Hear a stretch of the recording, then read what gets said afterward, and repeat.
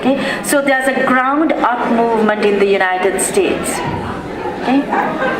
The second aspect I want to talk about is what happened in 2011 in Durban, South Africa, but not just what happened in Durban, South Africa, but the US women's role and the communities of color role going into Durban, South Africa, specifically about a person who came up with this notion called intersectionality, right? And it's written by Kimberly Crenshaw. Those of you who remember Anita Hill's case, Kim was her lead attorney.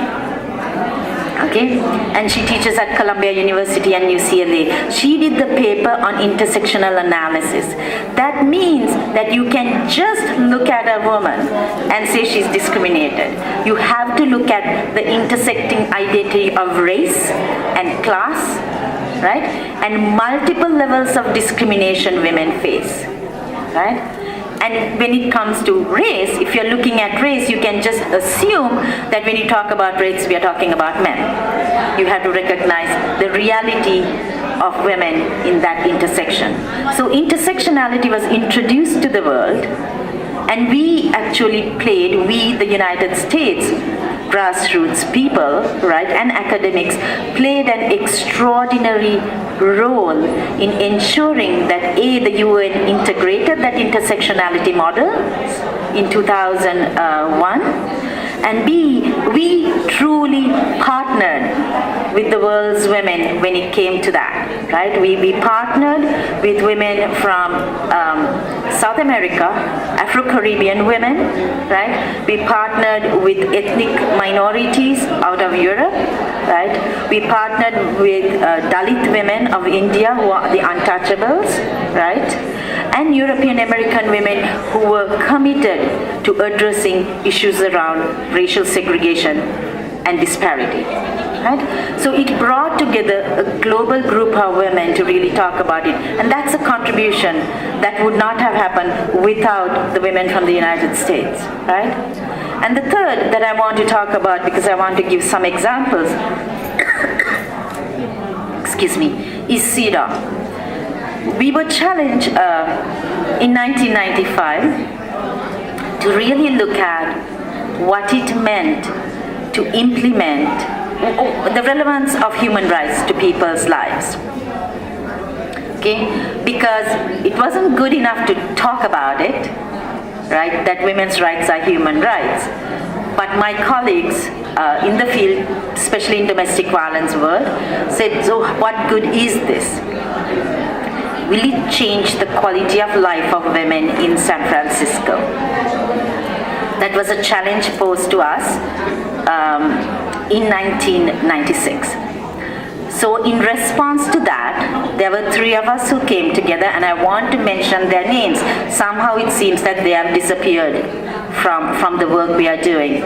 Patty Chang, who was at that time the president of the Commission on the Status of Women and the executive director of the Women's Foundation of California, and Cosette Thompson, who was the director of Amnesty International Western Region, and myself. So I developed the strategy, and Patty was the chief negotiator with the city, and Cosette brought in all the international players. We passed a piece of legislation that localizes an international instrument in San Francisco and requested that the city give us 3 things, and these were non-negotiables. For those of you who are doing public policy work, and I really want you to think about the non-negotiables of your work. We said we wanted money to implement it, and we wanted $200,000, and if we didn't get it, we didn't want a policy. We were very clear about it.